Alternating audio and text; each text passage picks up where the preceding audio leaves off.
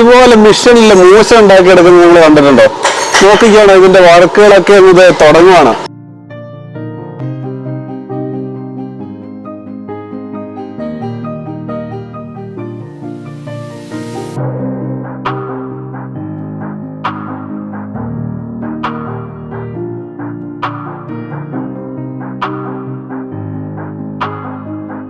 വീണ്ടും ഇതിനെ അരച്ച് നല്ല പേസ്റ്റ് പോലെ ആക്കാനുള്ള പണികളാണ് നമ്മളിപ്പോ ഈ കാണുന്നത്.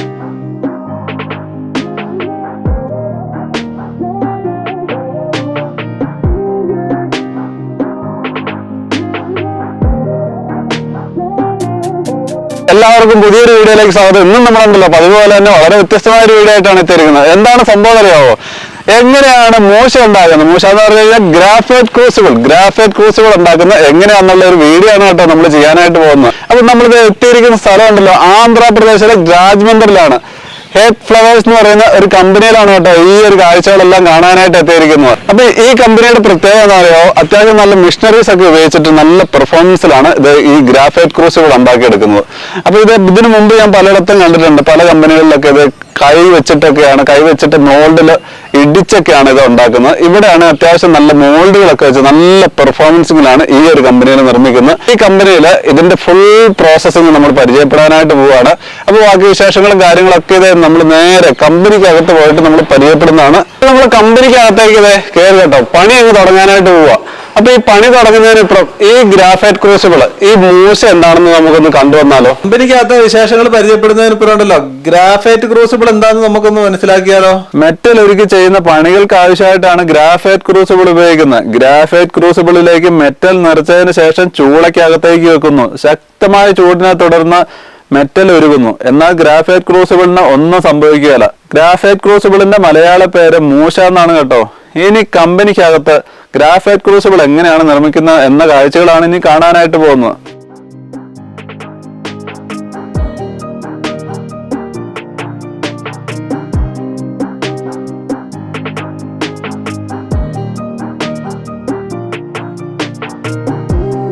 ഗ്രാഫൈറ്റ് ക്രൂസുകൾ ഉണ്ടാക്കാനുള്ള ഫസ്റ്റ് പ്രോസസ്സിങ്ങിനുണ്ടല്ലോ ഇത് ഈ ഒരു പൗഡറാണ് കേട്ടോ. ഇതാണ് ഗ്രാഫൈറ്റ് പൗഡർ.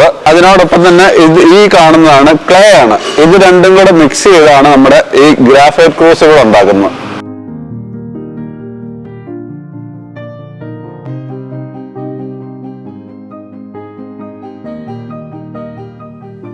ഗ്രാഫൈറ്റ് പൗഡർ നല്ലതുപോലെ മിക്സ് ചെയ്തെടുക്കുന്ന കാഴ്ച കേട്ടോ ഈ കാണുന്നത്.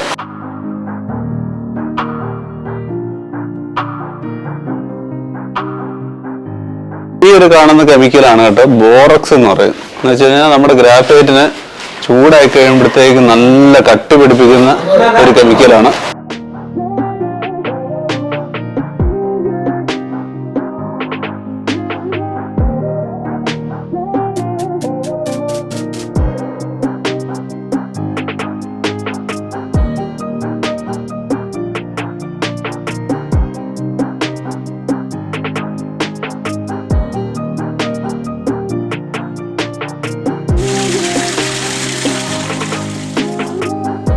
ഗ്രാഫൈറ്റ് പൗഡറും ക്ലേയും ബോറക്സും കൂടെ നല്ലതുപോലെ മിക്സ് ചെയ്തെടുത്തതിന് ശേഷം ഇത് വെള്ളവും കൂടെ ഒഴിച്ച് ഇതൊന്നുകൂടെ അങ്ങ് മിക്സ് ചെയ്യാനായിട്ട് പോവാണ്. ഈ കാണുന്ന എല്ലാം പഴയ മൂശയാണ്. ഇതിനെ ഉണ്ടല്ലോ ഇത് പൊടിച്ചെടുക്കുവാണ്. വീണ്ടും പൊടിച്ചെടുക്കാൻ വേണ്ടി കുറച്ച് ക്ലീൻ ചെയ്തെടുക്കുന്ന പണികളാണ് കാണുന്നത്. അത് കഴിഞ്ഞിട്ട് ഇതൊരു മെഷീനിലിട്ട് നല്ലതുപോലെ പൊടിച്ചെടുക്കും.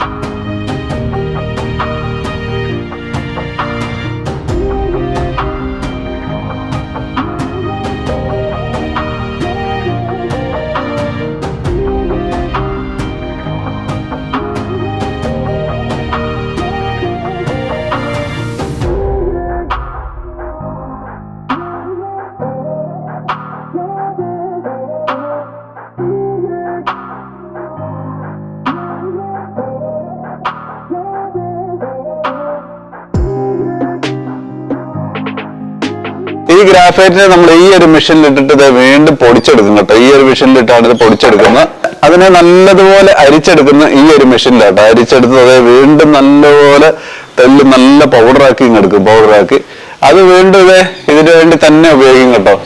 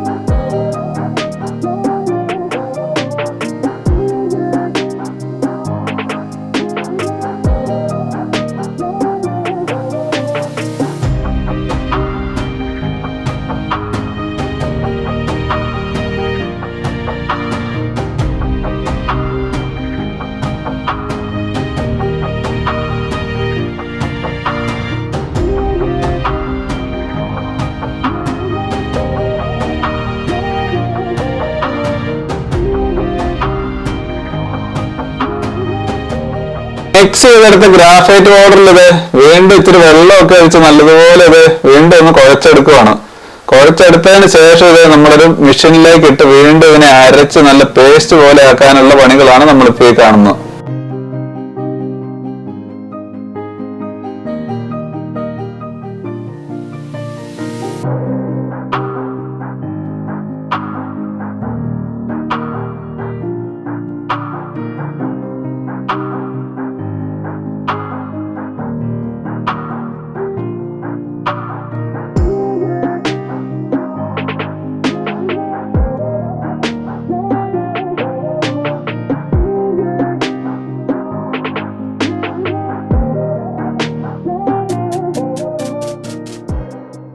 ഇപ്പൊ നമ്മൾ ഈ കാണാൻ പോകുന്നുണ്ടല്ലോ, ഏറ്റവും വലുപ്പമുള്ള മൂശ ഉണ്ടാക്കുന്ന ഇതിന്റെ പണികളാണ് കേട്ടോ നമ്മൾ ഈ കാണുന്നത്. അപ്പൊ അതിനു വേണ്ടി ഇതുണ്ടോ, ഈ ഒരു വലിയൊരു മോൾഡ് ഈ ഒരു മെഷീനിലേക്ക് എടുത്തു വെക്കുവാണ്. എല്ലാവരും കൂടി ഇത് എടുത്തു വെക്കുവാണ് ഈ ഒരു മെഷീനിലേക്ക്. അതിനുശേഷം ഇതിന്റെ ബ്ലേഡ് എല്ലാം ഒന്ന് അഡ്ജസ്റ്റ് ചെയ്യണം. അതിനുവേണ്ടി ഇപ്പൊ ഇത് ബ്ലേഡ് അഡ്ജസ്റ്റ് ചെയ്യുന്ന പണികളാണിത് നമ്മൾ കാണാനായിട്ട് പോകുന്നത്.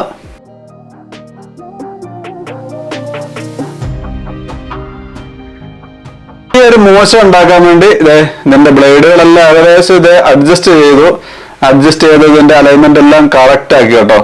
ഇനിയിപ്പോ ഇതിന്റെ വർക്കുകൾ അങ്ങ് തുടങ്ങാനുള്ള പണികളാണ് ഇപ്പൊ നമ്മൾ കാണാനായിട്ട് പോകുന്നത്.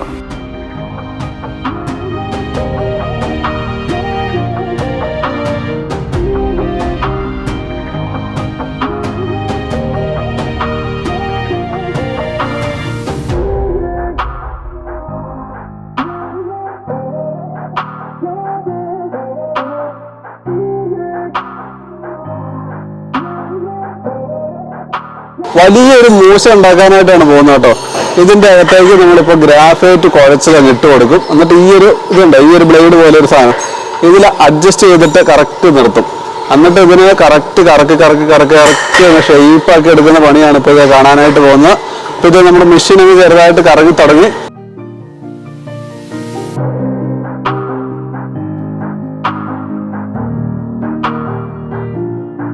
കുഴച്ചെടുത്ത ഗ്രാഫൈറ്റ് ഇതുണ്ടോ, ഒരു പേസ്റ്റ് പോലെയാണ് കിട്ടുന്നത് കേട്ടോ.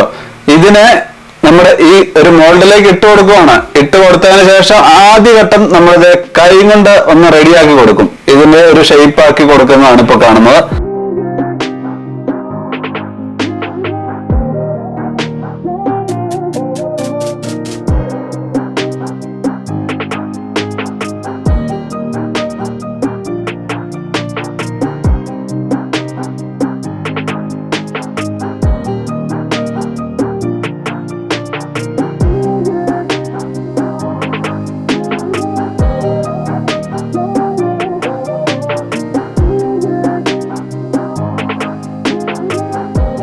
ഇനിയിപ്പോ ഈ കാണുന്ന ഒരു ബ്ലേഡില്ലേ, ഈ ബ്ലേഡ് വെച്ചിട്ട് ഇവർ അഡ്ജസ്റ്റ് ചെയ്ത് ഇതിനെ നല്ല പരുവാക്കി എടുക്കാനായിട്ട് പോകുന്ന പണികളാട്ടോ ഇനി കാണുന്നത്.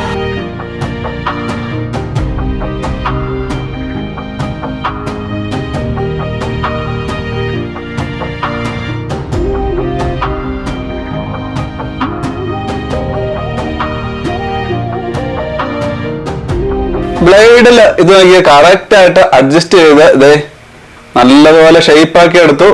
ബ്ലേഡ് മുകളിലേക്ക് ഉയർത്തി. ഇനിയിപ്പോ ഈ മോൾഡിന് ഒന്നുകൂടെ ചെറുതായിട്ടൊക്കെ ഒരു മിനുക്ക് പണികളൊക്കെ കഴിഞ്ഞ് ഈ മോൾഡ് എടുത്ത് പുറത്തേക്ക് വെക്കും.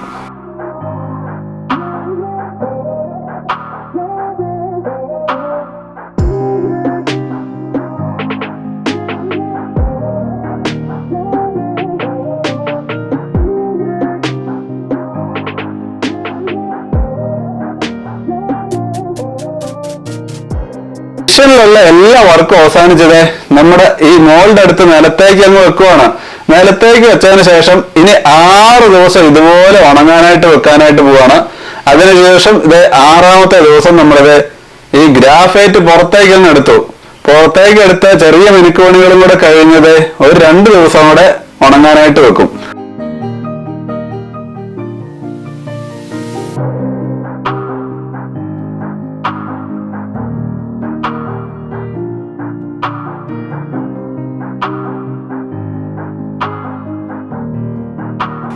അടുത്ത ചെറിയ ഗ്രാഫൈറ്റ് ഉണ്ടാക്കുന്നത് കാണാനായിട്ടാണ് പോകുന്നത്. അപ്പൊ അതിനുവേണ്ടി ഇത് കേട്ടോ കുഴച്ച് വെച്ചേക്കുന്ന ഈ ഒരു പേസ്റ്റ് പോലെയുള്ള ഈ ഗ്രാഫൈറ്റിനെ ചെറിയ ചെറിയ പീസാക്കി കട്ട് ചെയ്ത് വെക്കാനായിട്ട് പോവാണ് കേട്ടോ.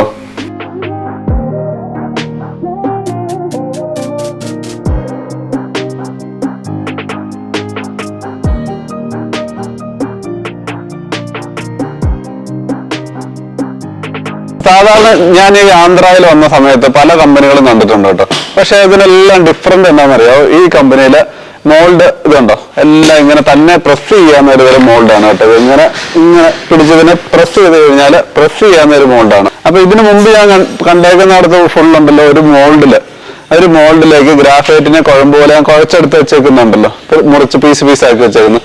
അത് ഈ മോൾഡിലേക്ക് ഇട്ടിട്ട് ഹാമർ വെച്ച് അടിക്കുവാണ്. ഒരു ഹെവി അടി അടിച്ചിട്ട് അതിനെ ക്ലിയർ ചെയ്തെടുക്കുന്നതാണ് ഞാൻ കണ്ടേക്കുന്നത്. പക്ഷെ ഈ കമ്പനിയിലുണ്ടല്ലോ, ഈ കമ്പനിയിൽ നമ്മൾ കണ്ടപ്പോൾ ഇതുണ്ടോ നിരയായിട്ട് എത്ര മെഷീനാണ് വെച്ചേക്കുന്നതെന്നറിയാം. ഇതുപോലെ ഗ്രാഫൈറ്റ് കുഴച്ച് നമ്മൾ കട്ട് ചെയ്തെടുത്തില്ലേ, കട്ട് ചെയ്തെടുത്തിട്ട് ഒരു ചെറിയ അനുഭവത്തിൽ ഒരു വെയിറ്റ് ഉണ്ട് ഓരോ ഗ്രാഫൈറ്റിനും.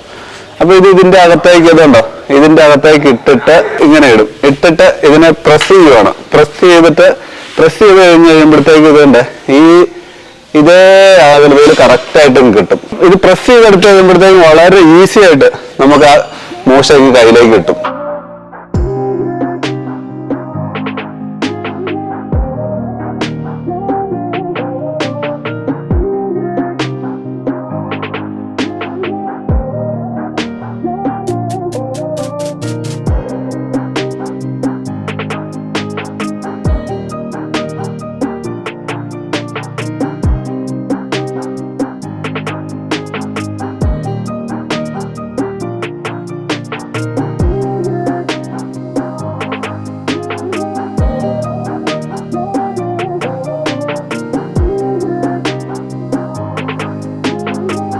ഇതിന്റെ അകത്തുനിന്ന് നമ്മൾ എടുത്തിട്ടുണ്ടല്ലോ, അത് ഇവിടെ വെക്കുവാണ് കേട്ടോ. ഇവിടെ വെച്ചിട്ട് ഉണങ്ങാനായിട്ട് ഒരു ദിവസം വെക്കണം. ഒരു ദിവസം ഇത് ഉണങ്ങാനായിട്ട് വെക്കണം. അത് കഴിഞ്ഞിട്ട് ഇത് ഫുള്ള് ഇതിന്റെ അറ്റം മൂലകളൊക്കെ എവിടെ പോയേക്കുന്നത് നോക്കി ക്ലിയർ ചെയ്ത് അതിനെയൊക്കെ നല്ലപോലെ ഒന്ന് മിനുക്കി എടുത്തു കഴിഞ്ഞതിന് ശേഷം ഉണ്ടല്ലോ ഇങ്ങനെ 3 ദിവസം ഇങ്ങനെ ഉണങ്ങാനായിട്ട് ഇവിടെ വെക്കണം. നോർമൽ ക്ലൈമറ്റിൽ നമ്മുടെ മൂശേനെ ഉണങ്ങിയെടുത്തതിന് ശേഷം ഇതുണ്ട് ബോറക്സില് ഇതിന്റെ മുക്കും കേട്ടോ. ഇത് ഈ ബക്കറ്റിലൊരു കെമിക്കലുണ്ട് ബോറക്സ്. ഈ ബോറക്സിൽ മുക്കി കഴിഞ്ഞിട്ട് ഇതിങ്ങനെ എടുത്തെടുത്ത് ഇവർ വീണ്ടും ഉണങ്ങാനായിട്ട് വെക്കും. ഇതിന് ശേഷം എന്തിനു വേണ്ടി ഇങ്ങനെ മുക്കുന്നതെന്ന് അറിയാം, നല്ല മൂശയ്ക്ക് നല്ലൊരു ഗ്ലേസ് ഒക്കെ കിട്ടാൻ വേണ്ടിയാണ് ഇതിന്റെ അകത്ത് ഇങ്ങനെ മുക്കി വെക്കുന്നത്. ഇത് ഉണങ്ങിയതിന് ശേഷം നേരെ നമ്മുടെ ചൂളക്കകത്ത് കയറ്റി അടിക്ക് നമ്മൾ കത്തിക്കുന്ന പണികളിലേക്കാണ് പിന്നെ പോകുന്നത്.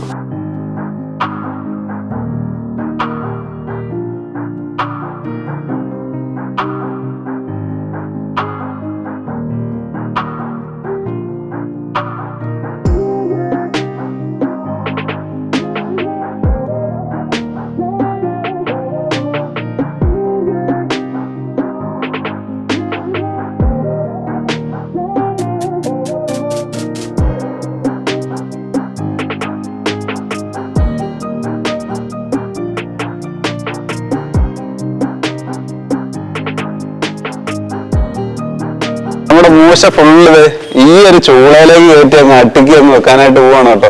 പുതിയതായിട്ട് നമുക്ക് ചൂളക്കകത്തേക്ക് വെക്കേണ്ട മൂശകളെല്ലാം ഇവർ അടുപ്പിച്ചുകൊണ്ടിരിക്കുകയാണ്. അടുപ്പിച്ച് ഏകദേശം വെച്ച് കഴിഞ്ഞതിന് ശേഷം ഇതിന്റെ അകത്തേക്ക് ഫുള്ള് അങ്ങ് കയറ്റി അങ്ങ് അടുക്കാനായിട്ട് പോവാണ്.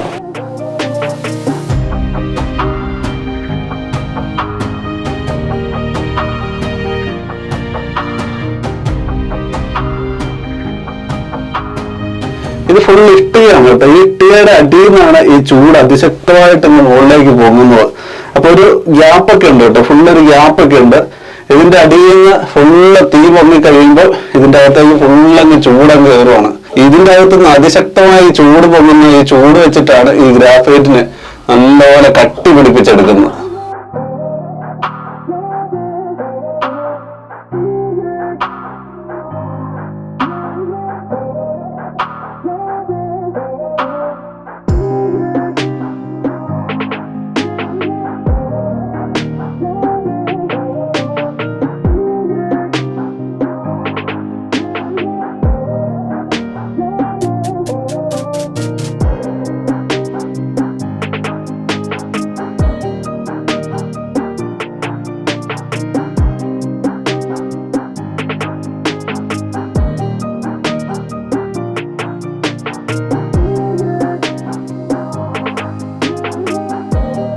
ചൂളക്കകത്തുണ്ടല്ലോ ഇങ്ങനെ അടുക്കി അടുക്കി അടുക്കി തുടങ്ങുന്ന സമയത്ത് തന്നെ ഉണ്ടല്ലോ ഓരോ സ്റ്റെപ്പും അടുക്കുമ്പോഴും ഉണ്ടല്ലോ അതായത് ഗ്രാഫൈറ്റ് പൗഡർ ഇങ്ങനെ ഇങ്ങനെ ഇങ്ങനെ ഇട്ടിട്ട് കൊടുക്കും. അത് എന്തിനാ ഇട്ട് കൊടുക്കുന്നതെന്ന് അറിയോ? ഇതിപ്പോ ഒന്നിന് മുകളിലായിട്ടല്ല ഇങ്ങനെ നമ്മളിത് വെക്കുന്നത്. ഇങ്ങനെ ഇട്ടിട്ട് ഇങ്ങനെ വെക്കുന്നതിന്റെ കാര്യം എന്തിനാണെന്നറിയോ? ഈ മൂശകൾ തമ്മിൽ ഒട്ടിപ്പിടിക്കാതിരിക്കാൻ വേണ്ടിയാണ്. എന്നിട്ട് ഫുൾ അടുക്കി കഴിഞ്ഞ് വീണ്ടും ഇങ്ങനെ ഇങ്ങനെ ഇട്ട് കൊടുക്കും. ഫുൾ ഇങ്ങനെ ഇട്ട് കൊടുക്കും ഈ ഗ്രാഫൈറ്റ് പൗഡർ.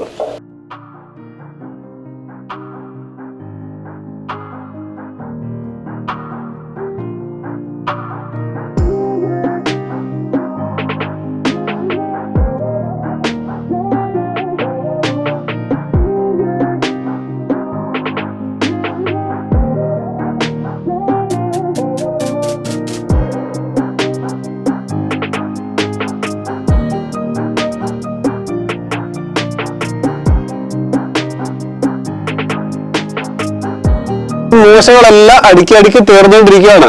അപ്പൊ ഈ ഒരു ഫുൾ ചൂള ഉണ്ടല്ലോ, ഈ ചൂളക്കകത്ത് ഏകദേശം 3 ടണ്ണ് മൂശ അടുക്കി അടുക്കി അടുക്കി അടുക്കി കയറ്റാൻ കേട്ടോ.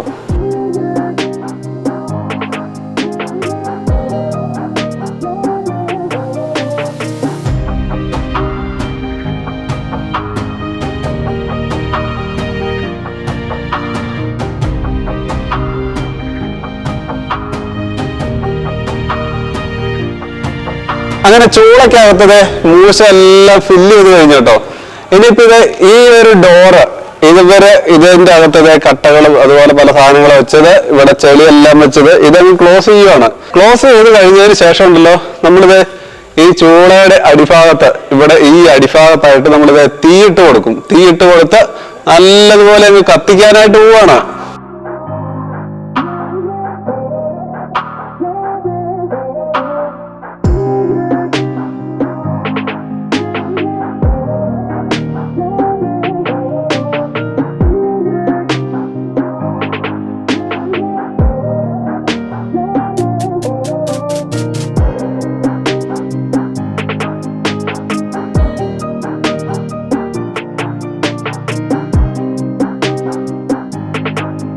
കട്ടകളൊക്കെ വെച്ചത് ഫുള്ള് ഫിറ്റ് ആക്കി അതിനുശേഷം ഇതേ ചെളി തേച്ച് നല്ല ക്ലിയർ ചെയ്ത് അടച്ചു കേട്ടോ. ഇനിയിപ്പോ നമ്മുടെ ചൂളയ്ക്ക് തീ കൊളുത്താൻ വേണ്ടി വിറകെല്ലാം കൊണ്ട് ഇനി അടുക്കി തീ അങ്ങ് കത്തിക്കാനായിട്ട് പോവാണ്. ഫസ്റ്റില് ഒരു 300 ഡിഗ്രി ചൂടില് നമ്മൾ ഫസ്റ്റിലെ തീ കത്തിക്കും. അതിനുശേഷം ഇതൊരു കുറച്ചും കൂടെ ചൂട് കൂട്ടി കൂട്ടി കൂട്ടി ഇത് 3ാമത്തെ ദിവസം തീ കത്തിക്കുന്നത് ഒരു 800-900 ഡിഗ്രി സെൽഷ്യസിൽ ഇതിന്റെ അകത്ത് മെയിൻറ്റെയിൻ ചെയ്ത് ചൂട് നിർത്തും. അത്രയും ചൂടിലാണ് നമ്മൾ ഈ ഒരു മൂശ തയ്യാറാക്കി എടുക്കുന്നത്.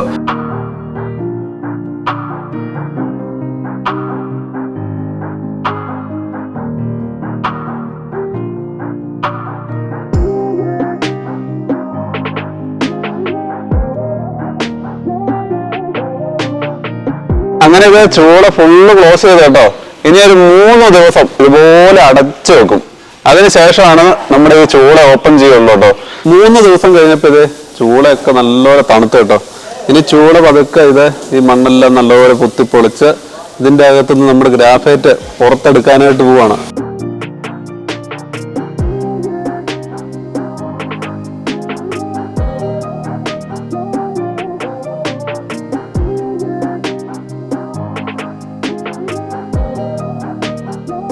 ഇഷ്ടിക വെച്ച് കെട്ടിയ ഈ ചൂളയുടെ വാതിലുകളൊക്കെ പൊളിച്ചു കേട്ടോ. ഫുള്ള് പൊളിച്ചപ്പം നോക്കിക്കേ, ആ ഗ്രാഫൈറ്റിന്റെ ഒരു തിളക്കം കണ്ടോ. നല്ല ഫൈൻ ക്വാളിറ്റി ഗ്രാഫൈറ്റുകളായി കേട്ടോ. ഇനിയിപ്പോ ഇതിന്റെ അകത്തുനിന്ന് എല്ലാ ഗ്രാഫൈറ്റുകളെയും പുറത്തേക്ക് എടുത്തു വെക്കാനായിട്ട് പോവാണ്.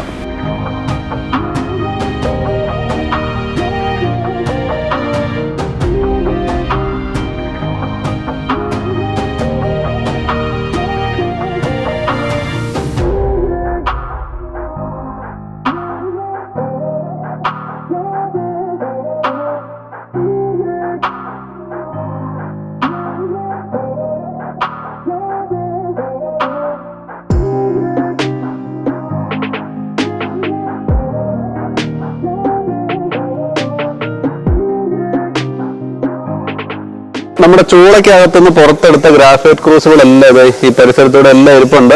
ഇതുണ്ടോ, ഓരോന്നായിട്ട് ഇനി പാക്ക് ചെയ്തുണ്ടല്ലോ നല്ല കച്ചിക്കകത്ത് ഡാമേജ് ആകാത്ത രീതിയിൽ നല്ല രീതിയിൽ പാക്ക് ചെയ്ത് കയറി പോകണം.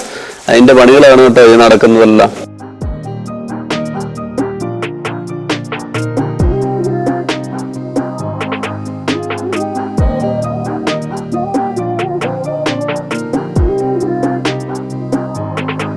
പാക്കിങ്ങിന് വേണ്ടി ഇതുണ്ടോ, ഈ കച്ചിയാണ് ഉപയോഗിക്കുന്നത്. കച്ചീനെ നല്ല കയറ് പോലെ പിരിച്ച് പിരിച്ച് പിരിച്ച് പിരിച്ച് ഇത് എടുക്കുന്ന കാഴ്ചയാണ് ഈ കാണുന്നത്.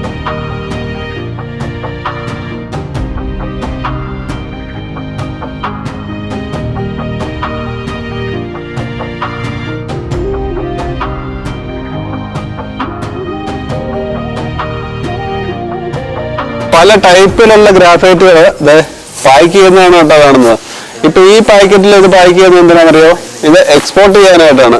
ദുബായ്, ഈജിപ്ത് അതുപോലെയുള്ള രാജ്യങ്ങളിലേക്ക് എക്സ്പോർട്ട് ചെയ്യാൻ വേണ്ടി ഇത് പാക്ക് ചെയ്യുന്നതാണ് ഈ കാണുന്നത്. ഇത് ഡാമേജ് ആകരുത്, അതുകൊണ്ടാണ് ഇത്ര ക്ലിയർ ആയിട്ട് നല്ലപോലെ പാക്ക് ചെയ്ത് വെക്കുന്നത് കേട്ടോ.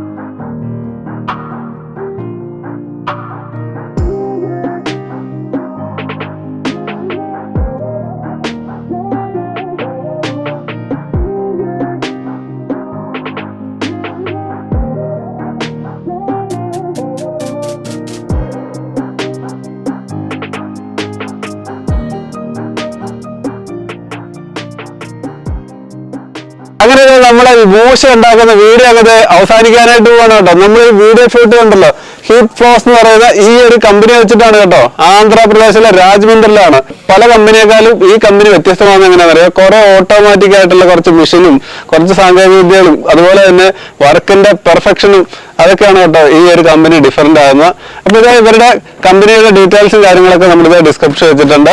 വീഡിയോ അവസാനിപ്പിക്കാനായിട്ട് പോവാണ്. എങ്ങനെയാണ് മൂശ ഉണ്ടാക്കുന്നത് നിങ്ങൾക്ക് മനസ്സിലായല്ലോ. ഇതുപോലെ വ്യത്യസ്തമായ വീഡിയോ ആയിട്ട് നമ്മൾ വീണ്ടും എത്തുന്നതാണ്. വീഡിയോ ഇഷ്ടമായാൽ ലൈക്ക് ചെയ്യുക, കമന്റ് ചെയ്യുക, സബ്സ്ക്രൈബ് ചെയ്യുക.